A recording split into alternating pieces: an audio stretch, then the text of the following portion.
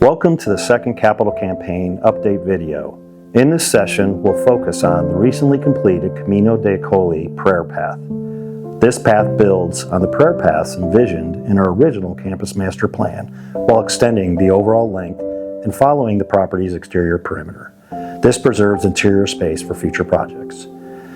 Funding for the project came from our capital campaign, along with generous contributions from donors who wish to honor Father Eugene as our pastor and support our parish mission of forming missionary disciples on behalf of all St. Gabriel's parishioners. The path begins in the northwest corner of our property. The opening sign invites us to pause and reflect on our own journey towards becoming missionary disciples.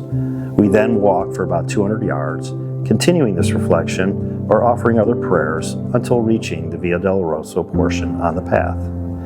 The Via del Rosso, or Sorrowful Way, represents the distance Jesus walked from his condemnation to his death on Calvary. The original path, still walked today in the Holy Land, is believed to have been first traveled in memory of Christ's crucifixion by Mary.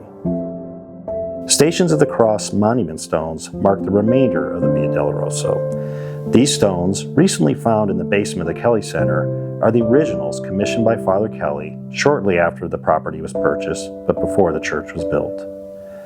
Crossing the bridge over the watershed at Station 9, one enters a darker, more somber section of the path, leading to the cross in the wood, signifying the supreme sacrifice of Jesus. The journey concludes as we emerge from the woods into the light, symbolizing our future formation and mission. We ascend the elevated berm along St. Gabriel Way, prayerfully considering what lies ahead in our faith journey. The path then returns to the far northwest corner of the property, where we are invited to walk another loop, now or in the future.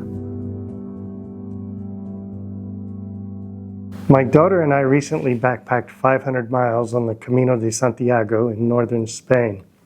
For more than 1,000 years, pilgrims have walked through these mountains, fields, and villages on a journey of prayer. In preparing for our trip, I was advised to leave behind what you do not need. But as much as I tried, there was still enough weight in my pack to cause blisters and backaches and swollen ankles, so I left more weight behind. Then, during long hours of quiet contemplation on the trail, I realized that there were things like anger and envy and pride that were also causing me pain and injury. And that sometimes, instead of driving myself crazy trying to understand and solve them, I just needed to leave them behind.